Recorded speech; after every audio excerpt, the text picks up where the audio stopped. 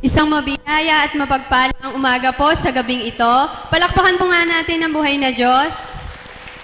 Ayan, napakasarap pong magpuri sa Panginoon, lalo-lalo na po dito sa ating dambana. Binabati ko po kayo mga kapatid na tumugon po sa panawagan ng ating Panginoon.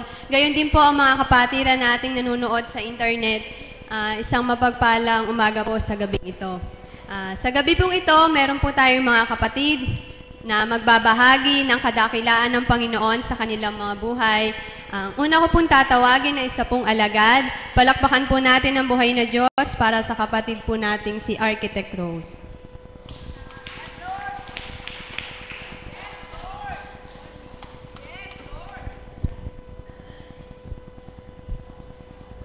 Papuri sa iyo, Ama, sa kadakilaan mo. Matagal-tagal na rin po akong hindi nag-share. Gabayan niyo po ako. Isang mapagpalang umaga po sa ating lahat. Kapatid na Ana talaga. Sa totoo lang po kasi talagang papuri sa Diyos, Ama, at bibigyan niya ako ng lakas na loob para pasalamatan siya at ibahagi sa inyo ang kadakilaang natamo ko.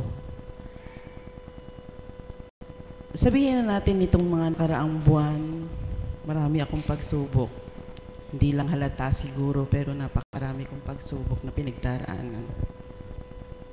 Hindi ako iiyak. Sabihin na po natin sa kapatid sa dugo, sabi nga, yung isinasama ko po dito ang kapatid ko noon na ipinagamot ko. Naging pagsubok ko po siya nitong mga nakaraang buwan. Nagkaroon po siya ng karamdaman na lumalaki yung puso niya, tapos mahina ang tibok ng puso niya. Sinama ko siya dito, nagbanyo siya. Naramdaman kong nakadama din siya dahil pag nagpupuri tayo, umiiyak siya. Naramdaman ko yun. Subalit bilang tao, siguro hindi pa niya ganon kakilala ang Ama. Hanggang siguro ang naisip ko, baka akala niya pinanghihinayangan ko na ipagamot siya sa doktor dahil parang yun ang nararamdaman kong gusto pa rin niyang mangyari. So isinama ko siya, pinagamot ko siya. Maraming test na ginawa sa kanya at ang sabi ng doktor nung una, titingnan natin kung makukuha sa gamot na ito. So naggamot po siya for 3 months. Luckily, ang findings ng doktor, gumanda ang tibok ng puso niya. Gumanda ang katawan niya, nagkakulay. Hanggang dumating ang time na nakaramdam siya ng ginhawa. Hanggang ang huling punta po niya dito nung anniversary, natuwa ako sa kanya at naiba ang aura ng mukha niya. Lumipas ang mga linggo, buwan. Hanggang dumating na naman ang time na iba na naman ang tingin ko sa kanya. Siya kasi ang kasama ng mother ko sa dating bahay namin. Magkahiwalay po kami ng bahay. Silang dalawa ng mother ko ang magkasama. Bilang breadwinner, sabihin na natin na ang aking kabiyak ng puso, dahil siya mayroon ding dinaramdam sa kanyang katawan, hindi na niya kailangan, hindi na siya pwedeng magtrabaho ng medyo mabigat. At sabihin natin full-time. So, siya ang nakakasama ko dito araw-araw. Hanggang dumating ang time na, yun nga, sinubukan kami financially. Sabihin natin nagkaka-project ako, pero hindi naman ganun kaganda ang sabihin na nating kita.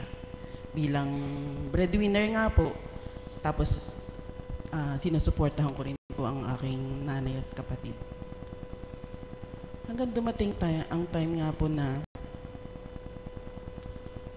yung kapatid ko ay parang bumalik sa dati niyang bisyo. Dahil hindi niyo na po naitatanong, ang kapatid ko ay dating nag-drugs. Nakulong po siya ng 1 week. Hanggang, yun nga po, aakala ko kinalimutan na niya. Subalit, dahil po medyo matandang binata po yung kapatid ko na yun eh. 50, sabihin natin matandang binata. Na yung ibinibigay ko palang pera sa nanay ko, hinihingi pa rin niya palihim. At yun nga, bumalik pala siya dun sa na tumitikim siya. Yun ang pinakamabigat sa akin na naramdaman na siya ang ginagawang pagsubok sa akin ng ama. Kung matitiis ko siya, magagalit ako o ano. Subalit, pilit ko siyang inunawa. Dahil bilang nag-iisang kasama ng nanay ko na 88 years old na rin po. Naramdaman ko na siguro naghahanap siya ng pagmamahal. Na-share ko nga po ito kay Tia Elena noon. Nasa galit ko, talaga nag-uumiyak ako, nag-uhumiyaw ako. Dahil sabi ko nga sa lahat ng ginagawa ko sa kanya, ganun pa ang ginanti niya sa akin.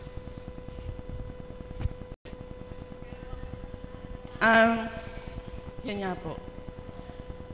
Hanggang nung last week, yun na naging final decision ko. Sabi ko, kakausapin ko. 5 po kasi kami magkakapatid. Kakausapin ko yung mga kapatid ko. At pag-uusapan namin kung ano nararapat sa aking kapatid. Hindi naman po sa 5 kaming magkakapatid, pero parang ako lumalabas na panganay. Ang ate ko nasa malayo. Ang 2 kapatid ko naman, sabi ko, parang ako lang ang anak ng nanay ko. Yun ang pakiramdam ko talaga. Hanggang nung isang linggo, yun ang naging final na usapan namin ng kapatid ko. Pagdating ko sa bahay, nakahiga siya. Hanggang sa, nung kinausap ko siya naman ang humihiyaw.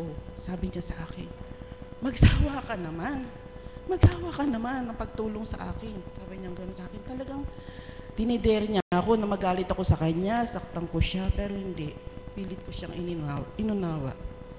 Sabi ko, mahal na mahal kita. Sana yan ang maramdaman mo. Dahil ang iniisip daw po pala niya, paano siya pag nawala ang mother ko? Pare-pareho kami may pamilya. Para bang natatakot siyang mag-isa.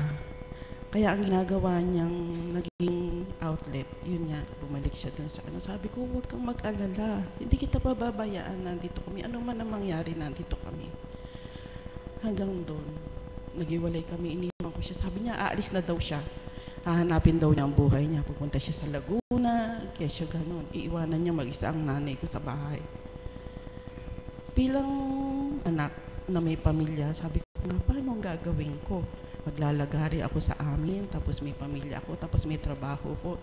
Naglalaro na sa isip ko yun kung paano gagawin kong schedule. Yun, iniwan ko siya, naghiwalay kami. Hanggang pagdating sa bahay, sabi ng aking kabiyak, ano na ang gagawin mo? Sabi sa akin, pag umalis yung kapatid mo. Sabi ko, sinusuko ko na siya. Bahala na ang Diyos sa kanya. Yun ang naging ko, sabi ko, bahala na ang Diyos sa kanya. Hanggang kinabukasan, tuwan-tuwa ako nung makita ko, nandun pa rin yung kapatid ko, hindi siya umalis. Purihin ng ama. Nakita ko na para bang siguro, ang sabi ni Taning, hindi ko kaya itong anak ko na to. Hindi ko kayang pabagsakin, hindi ko kayang pasukuin. Kaya napupuri ako at nagpapasalamat dahil hanggang kanina nakita ko okay na siya. Hindi ko man siyang kausapin pero naramdaman ko okay na siya. At yun ay lubos kong pinapasalamat sa Diyos. Buhay po ba ang Diyos? Sabi nga po, pag may dilim, may liwanag. Pero bumawi po ang Panginoon sa akin. Divine Mercy, maraming salamat po. Noong isang Sabado, sabi nga, natapos yung isang project ko. Sabi ko, Ama, wala na akong trabaho. Sabi ko gano'n. Hanggang Sabado po yun last day ng ginagawa namin. Friday night, purihin ng Ama. May ginamit siyang kapatid ko dito sa Divine Mercy. Si kapatid na Isidora. Nag-text siya sa akin, sabi niya sa akin, kapatid, punta ka dito bukas ng umaga. Kailangan ka ni Buko, sabi sa akin ganun. Twice siya nag-text sa akin. Noong una, nagdadalawang isip ako, sabi ko, naku, abogado yun. Mukhang mahirap kausap yun. Tapos knowing Tita Dory, parang ang hirap kausap, sabi ko ganun. Nagdasal ako, dumulog ako nung gabi na yun. Sabi ko, gabayan niyo po ako kung naman na magiging kahihinat na pag-uusap namin bukas, kayo na ho ang bahala. Purihin ng Ama. Kinabukasan po ng umaga, pagdating ko po doon, sabi niya, architect, stress na stress ako, sabi niya gano'n. Nahihirapan yung anak ko, hindi ba bilang isang ina, pag nakikita mo nahihirapan ng anak mo, gusto mo, ikaw nang lumagay doon sa kinakaroonan niya. Hanggang doon niya po namit ko yung kanyang anak na napakabait po pala. Sabi ko, hulog siya ng Diyos sa akin kasi may tinapos akong isang project, may uumpisahan akong isang project. Kaya sabi ko po rin ng Ama, sabi nga, binigyan niya ako ng pagsubalit, bumawi siya at sabi nga, bawing-bawi. Dahil madali siyang kausap. At yung sabi ko nga, iniisip ko nga na, yung financial, yun niya po, binigyan niya ako ng kahit kaunti na, sabi nga, pagkakakitaan. At isa pa po nga pala na isang pinagpapasalamat ko, ang aking kabiyak ng puso. Nung time na dumaranas kami ng, medyo, sabi nga may kakulangan, nag-isipin po siya ng pwede niya pasukan na, sabi nga pagkakakitaan. Na nung una nag-isip kami, sabi ko, pag nagkaroon tayo ng trabaho, gusto ko, at gusto rin niya, yung hindi maapektuhan yung pagpunta namin dito sa Dambana. Hanggang dumating yung time na inalok siya ng kumpare niya. Sabi niya, pare, kailangan ng checker doon. Ginagawang Robinson sa Santa Barbara. Gusto mo, Eka? Sabi niya, walang gagawin to. Magche-check lang daw ng in and out ng mga trucks. So, kailangan maghapon na doon siya. Purihin ng Ama. Nung time na umuo siya, biglang sumakit yung tiyan niya. Na yun ang na pagnilayan na namin na senyales na hindi siya, ayaw siyang payagan na magtrabaho at maliban dito sa gawa. Hindi po ba kay bait ng Diyos? Ayaw niyang mawalay ang kanyang mga anak na, sabi nga, mahal na mahal niya at gusto niyang lagi nakikita dito. Hanggang yun nga po, dumating yung time na umuo na siya, pero ang naging sign na hindi pala siya pwede. Sumakit ang tiyan niya dahil sabi ko sa kanya, paano yun? Hindi ka naman pwedeng basta-basta lumiban dahil yung 10 punong sakit ang tiyan niya dahil parang meron siyang hyperacidity na hindi mo maintindihan na pag may nakain hindi tama, biglang sumasakit po yung tiyan niya. At yun ang naging sign, sabi ko, hindi ka po pwede. Kung pwede sana, sabihin mo doon sa kumpare mo na salamat na lang at hindi. At yun ay lubos na lubos kong pinagpapasalamat dahil naiisip ko, malalayo siya dito sa Dambana. Na ayaw kong mangyari dahil maligaya po kami ngayon. Maligaya po kami ngayon dahil sabi nga ang routine namin, pagising sa umaga, yun nga kung may pupuntahan. Magkasama kami nagpupunta sa Dambana at yun ay lubos-lubos kong pinagpapasalamat. Dahil hindi nyo na itatanong nung dalaga pa ako, ang gusto ko. Ayoko ng asawang nag-a-abroad. Ayoko ng asawang punta kung saan-saan. Kaya nga kako ko mag-aasawa, gusto ko laging may kasama. At yun ang sinagot niya sa akin. Yun ang ibinigay niya sa akin. Kaya papurit pasasalamat sa Diyos, Ama, Anak at Espiritu. Sa lahat ng pagsubok na nalampasan ko, maraming salamat po. Yun lang po, maraming salamat.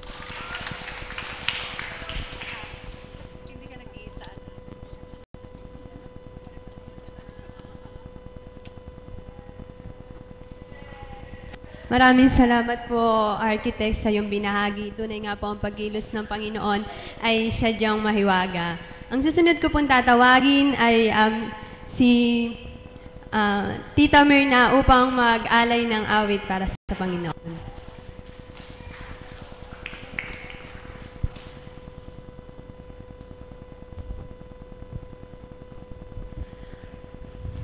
Purihin at dakilain ka, Ama. Muli, sa katapusang araw ng linggo ay niloob mong tumindig ako sa harapan upang alayan kita ng kaukulang nasa mo para sa akin. Salamat po sa iyo. Purihin ka, Ama ko. Amen. Buhay po ang Diyos. Napakabuhay po ng Diyos habang nagbabahagi po ang anak na arkitek. Parang tinatansya ko kasi hindi na po ako kabilang ngayon sa nakahanay. So balit ngayon po ay kahilingan ko sa Panginoon, weekends, na gamitin niya ako sa anumang kaparaanan. Parang narinig po ako ng anak na Rose, bigla pong kinatna ng ama, di ako'y aawit pa. Amen po ba? Dahil may nakahanay pong dalawang magbabahagi ang ating mga mami, kaya mga kapatid, paulit-ulit man ang awiting ito, masasabi ko talaga sa aking sarili at sa inyong lahat, pinaka-the best na nangyari sa ating mga buhay ay nang tanggapin natin ang pagpapakilala ng Diyos sa atin. Salamat sa buong linggo, sa bawat araw na inakay niya tayo sa dakong ito, katapangan na ipagwagaywayan ang kanyang magiging buhay at ang katatagang at kagalakan na sa tuwing ay magmithi tayo na siya'y maalayan. Muli po, nais kong awitin ang awiting best thing that ever happened to me. Para po sa ating lahat at higit sa lahat, Ama, itong awiting ito para sa iyo. Ikaw po ang pinaka-the best. Naririnig mo kami, ang maging kabahagi kami sa gawain mong pangkabanalan, sa katauhan ng anak mong kinalugdan bilang apo kunching naturingan ay isang karangalan at pupunyagi sa aming buhay. Ikaw ang the best talaga sa aming buhay.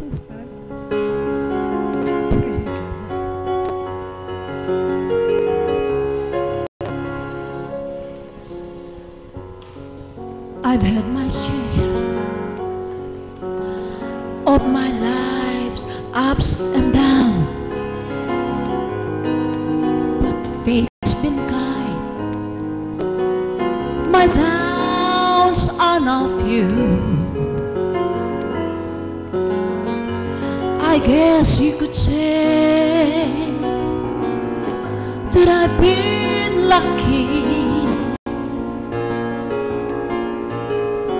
And I guess you could say it's all because of him.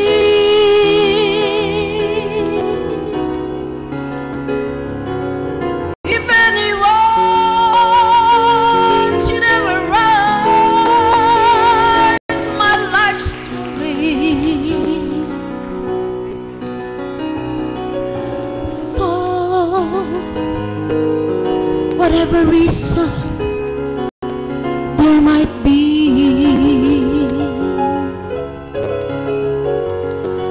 you'll be there between each time that I'm sad and happy.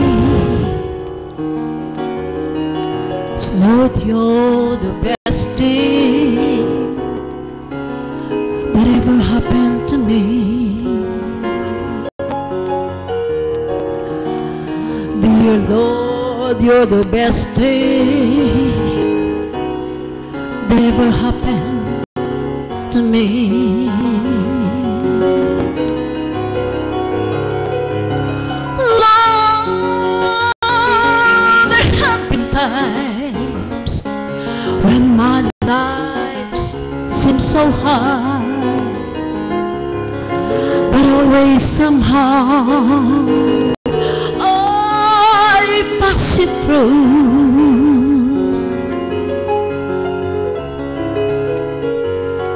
'Cause for every moment that I spent hitting, 'cause Lord, you're the best thing that ever happened to me.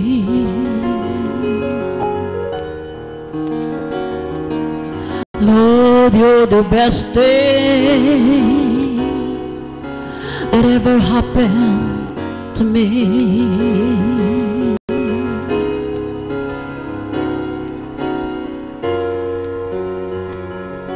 Lord, you're the best thing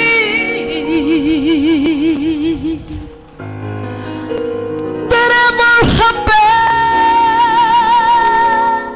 to me.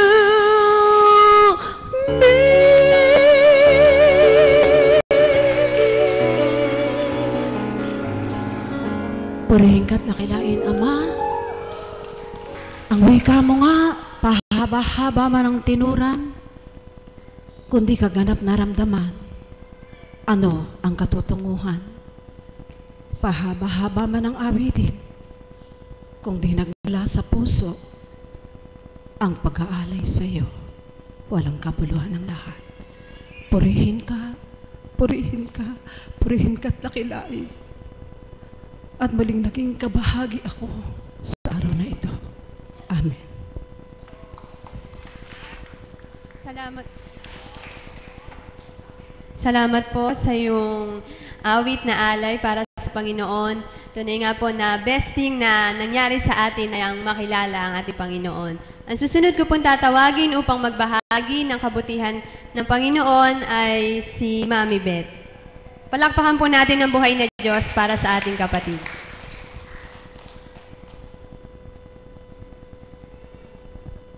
Maigsi lang daw po, may curfew na po ba dito? Salamat pong muli sa aming dakilang Ama, sa ating dakilang Ama. Talaga pong isinulit niya yung araw kong ito mula kaninang umaga. Sapagkat ako nga po pagkagabi, madalang nang mapunta, buhat po nang di na nagpupunta yung sinasakyan namin, madalang na pong mapunta. Pero po kaninang umaga, pagkamulat ng mata ko, matindi na po yung udyok ni God, na anak, dumalo ka sa gawain mamayang gabi. Kaya pala, meron pala siyang ipapaganap sa akin. Hindi naman po ako andulog. Subalit nakatayo po ako doon, nung moment na magdudulog na, right at that moment na magdudulog na, tinuro po ako ni kapatid na Ana na ako daw po ay magdudulog. Kapag kilala mo ang Ama, wala pong tinatawag na, yung bang kung sabihin ng matatanda ura-urada. Ura-urada, yung pabigla-bigla. Dahil kung ikaw ay nasa mundo ng tao, pag may gagampanan ka, maghahanda ka. Amen po ba? Katulad nga po ng dati ko nang naibabahagi, nung ako'y nasa larangan ng hanap buhay, sa gawaing bilang tao, kapag ako'y inatasan sa isang gampanin sa paaralan, mga 1 linggong nagsusulat, mga 1 linggong magpre-prepare, lalo na pag sinabi sa akin na, Ma'am, may admin meeting po tayo, kayo po ang mag-o-opening prayer. Alam niyo po, 1 week preparation, nagsusulat ako kung anong ipapanalangin ko. Yun po yung malaking pagkakaiba. Kapag ikaw ay nasa gawain ng Panginoon, wala nang paghahanda, palakpakan po natin ang ating Panginoon. Right at that moment nang sinabi na akong magdudulog, ayun na po ang pagdudulog. Hindi na po ako kumbaga ako lang po yung nagsasalita. Subalit sa kaparaanan ng Ama, ang kanyang mga salita'y ibinabahagi sa akin para ibahagi sa inyo. Kaya ang nagdulog po kanina, mismo diretsahan sa Panginoon, siya po ang nagtuturo kung anong pagdulog ang gagawin para sa kanya. Alam niyo po, nung pong last vigil namin, sadyang napakadakila ng Panginoon. Ganito po yung pangyayari. Pagkatapos po naming magbigay ng luksang parangal doon sa CAPS na binawian ng buhay, kami po yung vigil. So, inisip ko po, kung uuwi pa ako, matatapos, kino-compute ko na sa kaparaanan ko, matatapos ang luksang parangal ng mga, sabihin na natin mga 7. Kailangan kong umuwi dahil na igagaya ko yung hapunan ng mga iniwang ko sa bahay. Tapos, nagkaroon po ng desisyon yung mga kasama ko na hindi na daw sila uuwi. Diretso na daw dito. So sabi ko, saan ako sasakay kung ang Golden Bee ay hindi na uuwi? Obligado kong umarkila ng sasakyan para sa vigil ng alas 9. Sabi ko sa kanila, dudulog ako sa mahal na Apo. Lalapit ako sa Kanya. Makikiusap ako na kung po pwede, after ng luksang parangal, diretso na kami dito. Anumang oras kami dumating, uumpisahan na namin ng vigil. Kaya po dumating kami dito 7:30 at exactly 7:45, nagsimula na po kami ng vigil. Kaya hindi ko na po nakuhang umuwi. Nung kami po ay nasa sasakyan na, nagkaroon po kami ng talakayan habang tumatakbo ang sasakyan. Sabi ng mga kasama ko sa kawan, masarap pala pag maaga ang vigil. Medyo fresh yung mind. Unlike kung 9 o'clock, matatapos ang gawain ng almost 5 o'clock, pagdating mo sa bahay, mag-aapura kang magluto, maglinis, mga gampanin naman sa bahay ang gagampanan mo, babalik ka dito ng mga 8 o'clock, umaalis kami sa baliwag ng 8 o'clock, para po bang pagod na. Kaya po yung vigil, bilang tao ha, sa iba, hindi nagiging masyadong fruitful. Kasi mga inaantok. Lalo na po doon sa iba, sa akin po kasi, ba't kayo natatawa? Totoo? Sa akin po kasi sa kawan ko, hindi po pwedeng matulog. Hindi po pwedeng ipakikita nyo sa akin na parang ikaw nagyuyo kayo. Sigurado pong papansinin at papansinin ko pagka ganun yung nakikita ko. Nawawalan po kasi ako ng gana. Pag nakikita ko na yung mga kasama ko yung inaantok, kaya po yung mga kasama ko sa kawan, kahit po inaantok, talagang pinapakita nila sa akin na sila ay buhay. At alam kong sila ay binubuhay ng banal na espiritu na nananahan sa banal na lugar na ito. Palakpakan po natin ang ating Panginoon.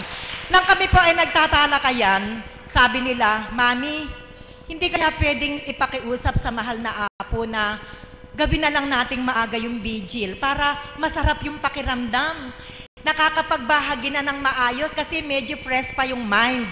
Sabi ko, sige, tulungan ninyo akong manalangin. Ipanalangin ninyo na sana'y pakinggan ng ating mahal na Apo, ang ating panambitan. Kasi nakita po namin yung mga advantages.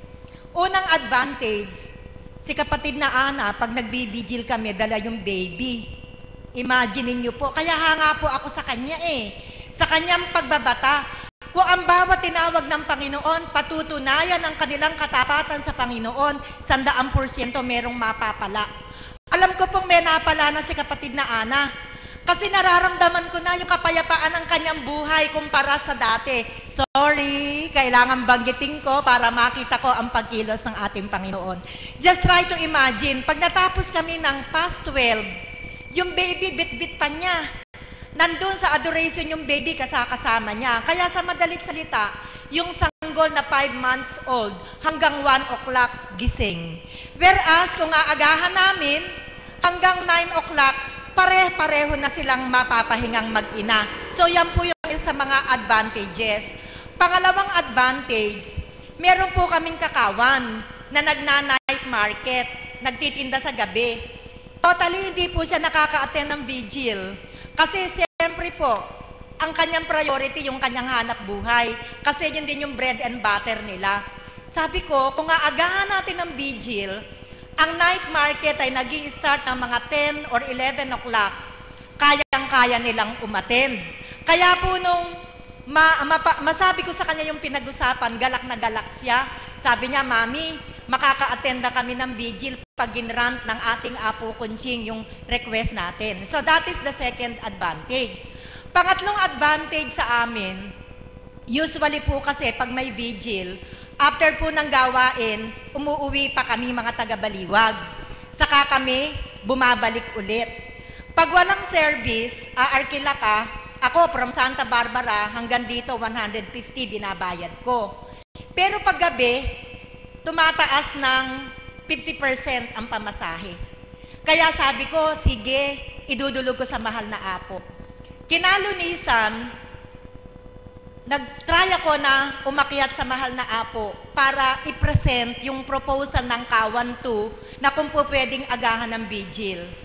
Alam niyo po, nakasalubong ko ang mahal na Apo sa hagdanan.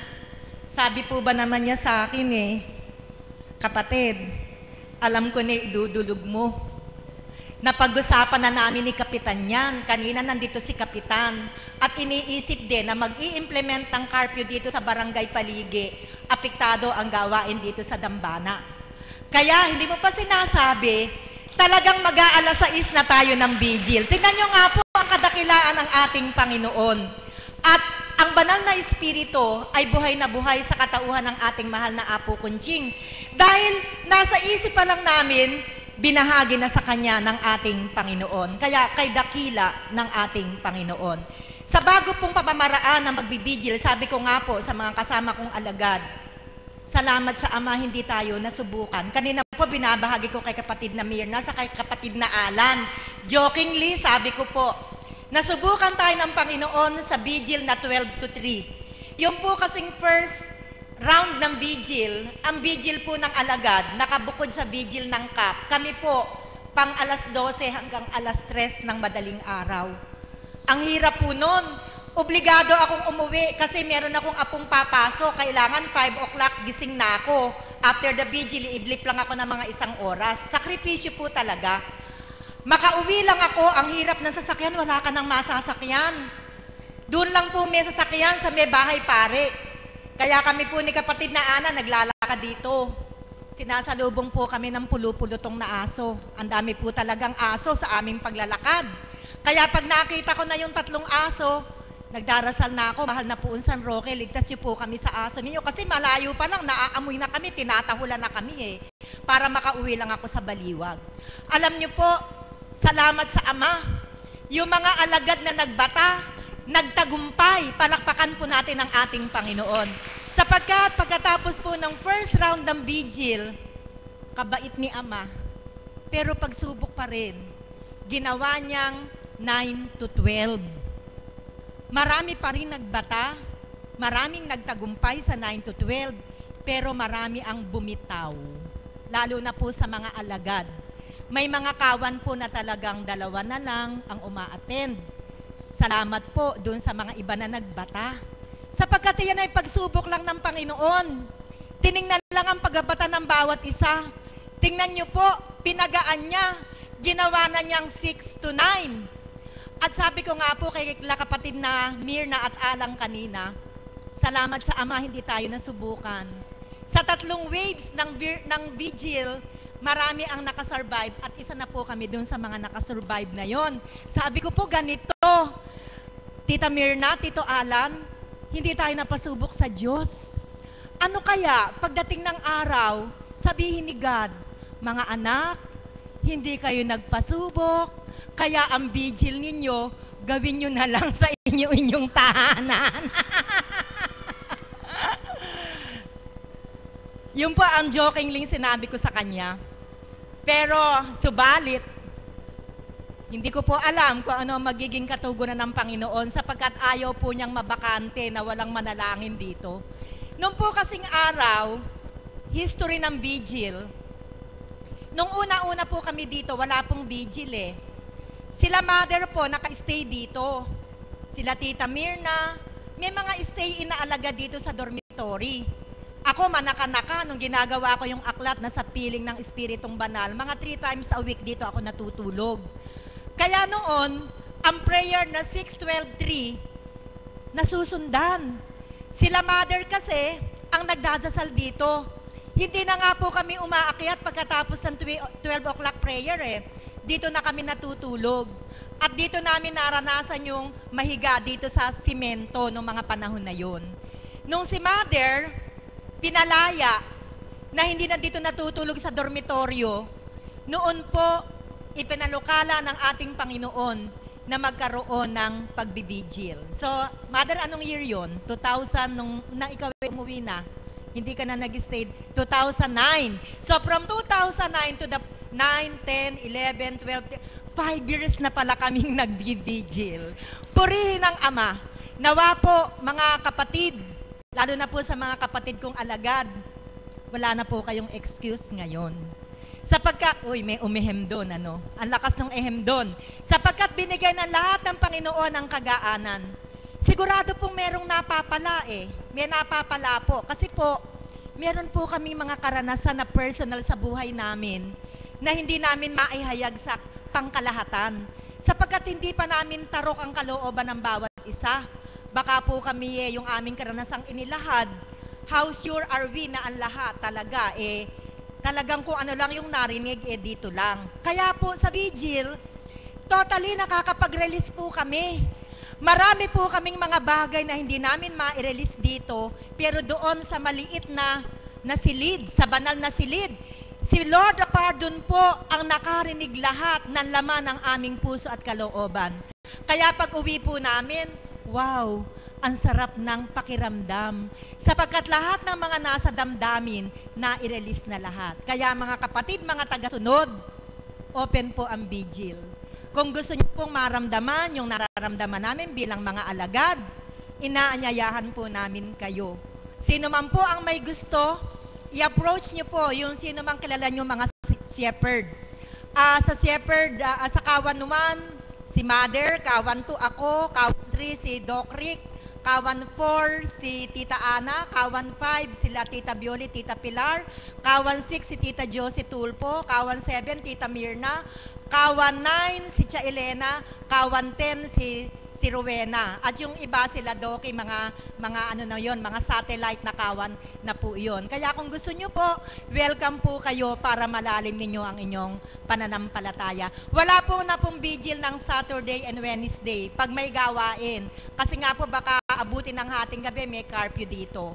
Kaya po pag Wednesday, Saturday, pag may gawain para po sa kaalaman ng lahat, wala na pong vigil sa mga araw na yon. So nawa mga kapatid, sa aking ibinahagi sa inyo, bagamat sa iba ay maaaring walang kahulugan, subalit mamumulat ang inyong mga pagkakilala at pangunawa na ang vigil pala ay maituturing din nating isang banal na gawain. Magandang po sa gabing ito at maraming salamat. Salamat po sa iyong binahagi. Kaya po, yung pong mga nais pong mag-vigil, open po yung lahat. Wala lang pong vigil, sabi po ni Mami, every Saturday and Saturday. Pero the ordinary day, kahit Sunday po, mayroon pa rin pong vigil. Ang susunod ko pong tatawagin upang magbahagi ay ang ating pong Mother of the House, si Mami Marisa. Palakpakan po natin ang buhay na Diyos para kay Mother. Salamat po sa iyo, Ama. Muli sa oras na ito'y tinawagan mo ang mga anak mo upang magbahagi ng kabutihan at kagandahan loob mo sa pamamagitan ng kinalugdan ng aming mahal na Apo Kunching, na sa amin na iyong binigay at tuwirang inalay upang matutunan ng iyong kabanalan. Amen. Buhay po bang Diyos? Purihin, purihin, dakilain ang ating Panginoon. Natatawa po ako sa binahagi ni kapatid na Beth. Alam niyo po, sadya pong napakabuti ng ating Panginoon. Subalit yung sinabi po niya ng huli, kami po mismo ang sumagot, hindi magaganap yung sa tahanan. May po ba yun? Buhay po ba ang Diyos? Alam mo kung bakit? Sige, magsinungaling kayo. Yung alas 12, alas 3, alas 6, minsan yung iba nga hindi nagigising eh. Buhay po ba ang Diyos? May po ba yun? Huwag kayo magsinungaling. Kahit nasa loob kayo ng kulambo, hindi man lang makaupo para magdasal. Tabi-tabi po. Andun sa tabi-tabi lang po. Ano po? Alam niyo po, habang nagbabahagi si kapatid na Beth, sabi ko nga po sa aking sarili, simula nang ako'y nagkasakit at pinalaya na po ng ating Panginoon, ramdam ko na po na ibinalik na po niya sa akin yung lakas at kalusugan at taglay ko bilang tao. At kapag nagbabahaginan po kami ni kapatid na Pearl, sabi ko nga sa kanya, isa lang po kako ang higit na pinadama sa akin ng Ama nang ako'y magkaroon ng karamdaman. Alam niyo po kung ano yun? Huwag kong sayangin ang buhay ko. Habang ako'y may hininga, hindi ako mangangako, subalit inilalaga ko po sa Ama na kung ano pa po yung nais niyang ipatupad at ipaganap, naway makatupad po kaming lahat. Amen po ba yun? Sapagkat nagpakilala ng lubos ng Diyos, lalo higit sa aking buhay, na siya'y Diyos na buhay sa dakong ito sa pamamagitan ating mahal na Apo. Kaya, Ama, ano man po ang kaukulan, nawa ang buhay na patuloy yung pinahihiram ay mailaan namin para sa iyo. Amen po ba yun? Buhay po ba ang Diyos?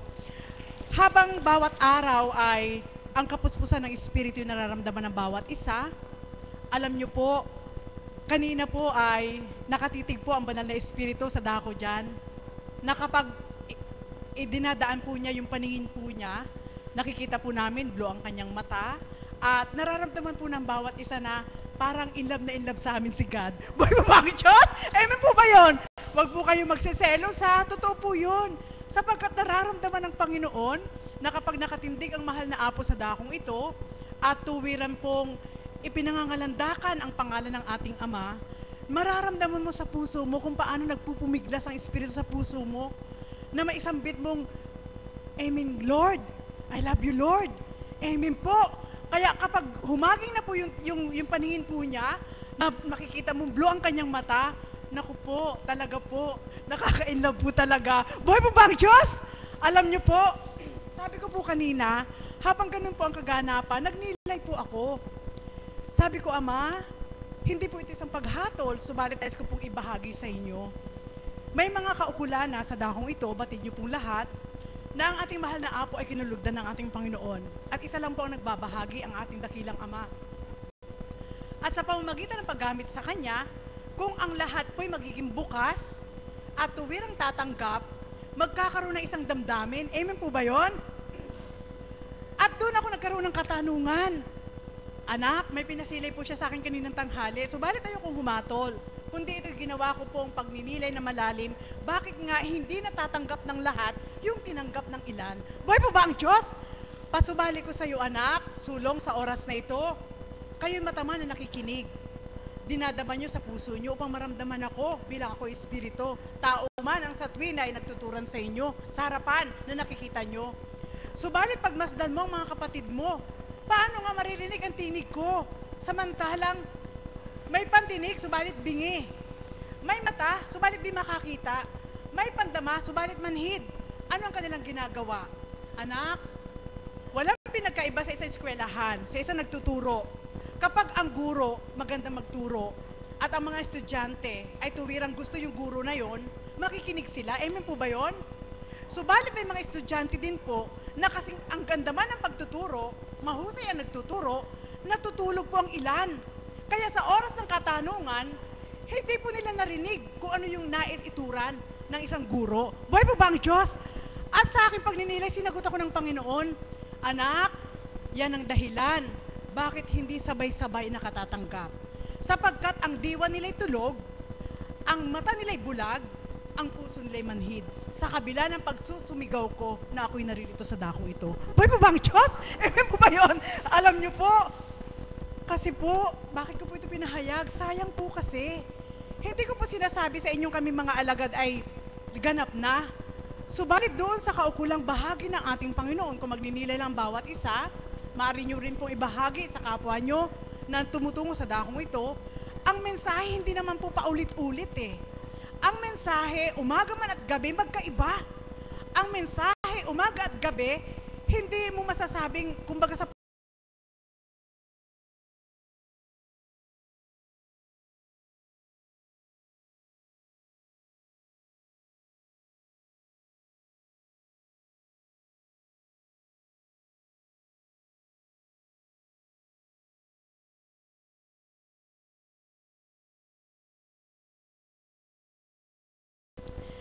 alam niyo po, ang hirap pong ihayag ang katotohanan, baka po ang ilan masaktan. Subalit hindi ko po sinasambit na kayo yon. Kaya ko lang po binabahagi sa inyo upang magkaroon din po kayong mapagninilay, upang tayo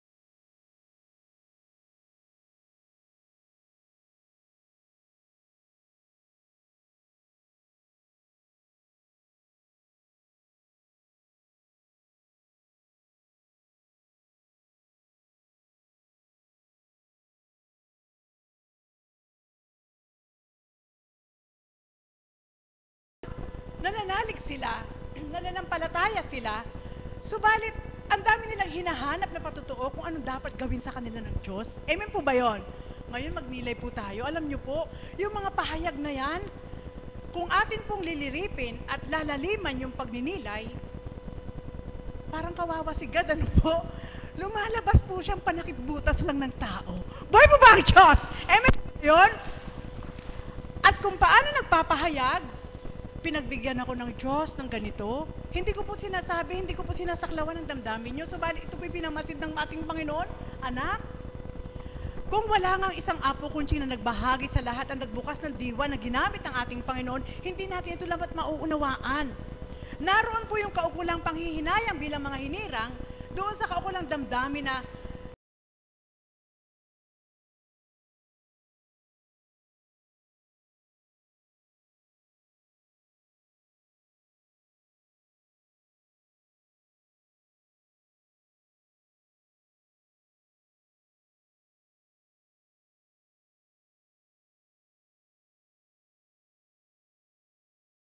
wala. At sa bawat paghingi mo, patuloy kitang binibigyan. Ikaw tao na binibigyan sa tuwina, ano naman ang malalim na ibalik mo yun sa Diyos para sa Kanya. Buhay po ba ang Diyos? Alam niyo po, binigyan po kayo ng sample. Hindi, tip lang po ito.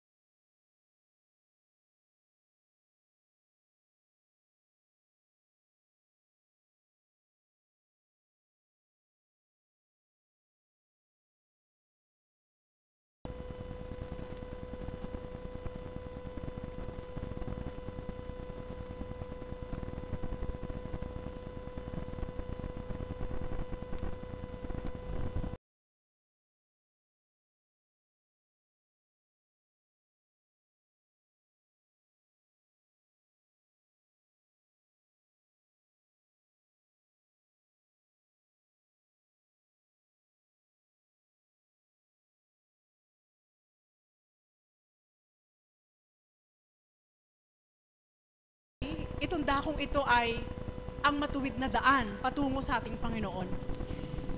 At sa pamamagitan ng pastol na ginamit niya ang ating mahal na Apo Kunching, tuwiran po na ang ating nakikita at nadarama ay hindi katang-isip. Ang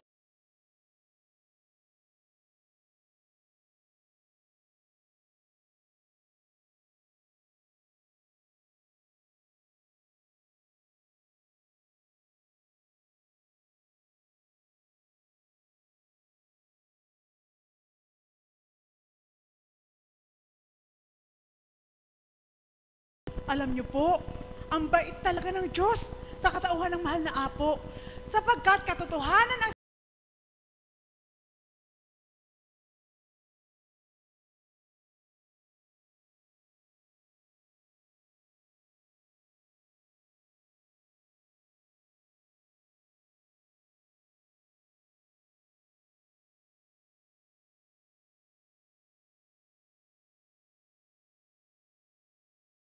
ikaw na tao, mag-isip ka upang lahat ng binigay sa iyo ng Diyos ay huwag niyang putulin. Sapagkat ang pagbibigay ng ating Panginoon, walang hangganan. Amen po ba yun? Subalit, kaya nagkakaroon ng hangganan at napuputol sapagkat ikaw mismong may katawan ang dahilan. Buhay po ba ang Diyos? Amen po ba yun? Bakit ko po ito binahagi sa inyo?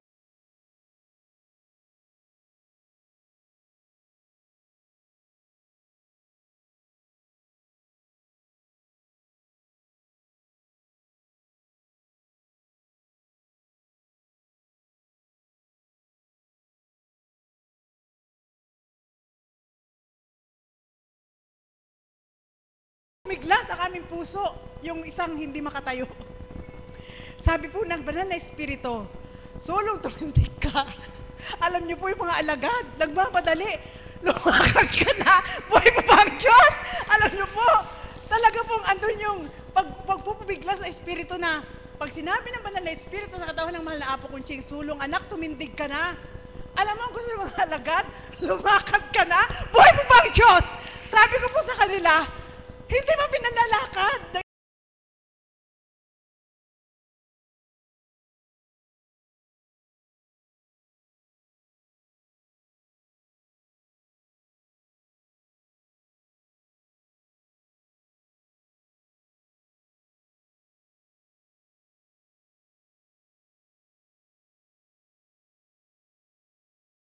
Panginoon, ito yung dating place ng ating Diyos sa bawat araw, sa bawat isa.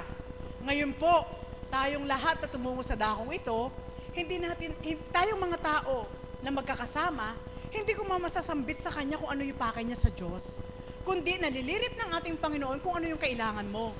Kaya sa dakong ito, napakarami man tayo, punong-puno man tayo, magagawa ng Diyos na tayong lahat ay mapagbigyan niya kung mararamdaman po natin na tayo'y tapat din sa Kanya na nagmamahal. Buhay po ba ang Diyos? Alam niyo po kung bakit? Sabi ko nga po sa inyo, pinalaya na kami ng Panginoon sa loob ng 1 buwan na pagdalisay. Sabi ko po sa Panginoon, Ama, Paano kung walang isang apo kunching na ginamit ka? Paano kung walang dambana na itinindig ka? Paano kung walang isang apo kunching na nagpakababa sa'yo tinanggap ka? Nasaan ang aming buhay? Sigurado, sa payak na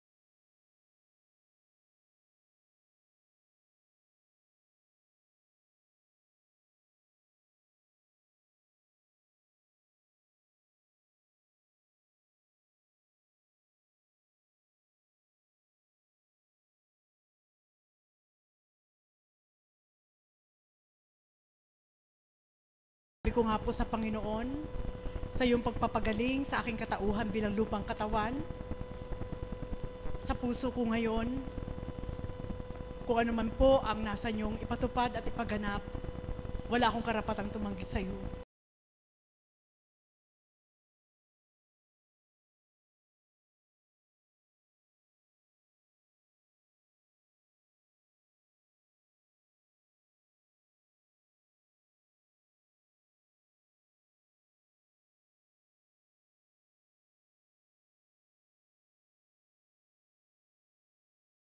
Subalit sabi nga, kung ikaw ay mananatili na mahina at matatangay ka sa damdamin mo bilang tao, matatalo ka. Subalit nang dahil may Diyos Espiritu, sa dakong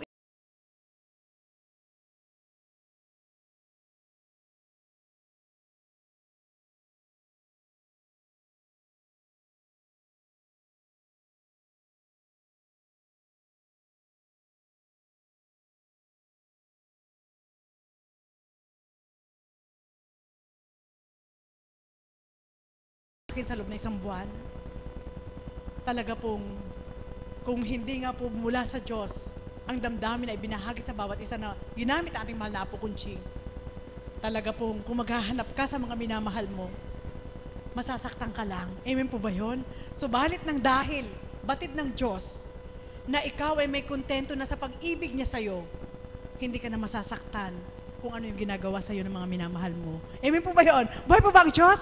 Kaya ang iiwanan ko po sa inyo, upang tayong lahat, sa dakong ito na tinitipon ng ating Panginoon na hinahasikan po ng kanyang salita, sa oras po, sabihin nyo rin po sa mga kakilala nyo na tumutungo sa dakong ito, pilitin po nila na huwag silang matulog. Huwag nilang pahintulutan na ang kanilang diwa ay sarado. Huwag din nilang pahintulutan na ang kanilang puso ay manhid. Sapagkat sa bawat paghasik ng banal na salita at banal na aral ng Panginoon, sa pamamagitan ng ating Panginoon, sa katauhan ng ating mahal na Apo Kunching, ang bawat araw ay kapakipakinabang na kung ikaw ay mapupunlaan na magandang aral, mapalad tayong lahat. Amen po ba yun? Ibig sabihin, kapag naipunla ng Diyos yung salita na yun sa puso mo, at nakatupad ka sa kanyang kalooban, mapalad ka sapagkat batid mo na hindi ikaw ang gumawa nun sa sarili mo, kundi ang Diyos na may-ari ng buhay mo. Buhay po ba ang Diyos?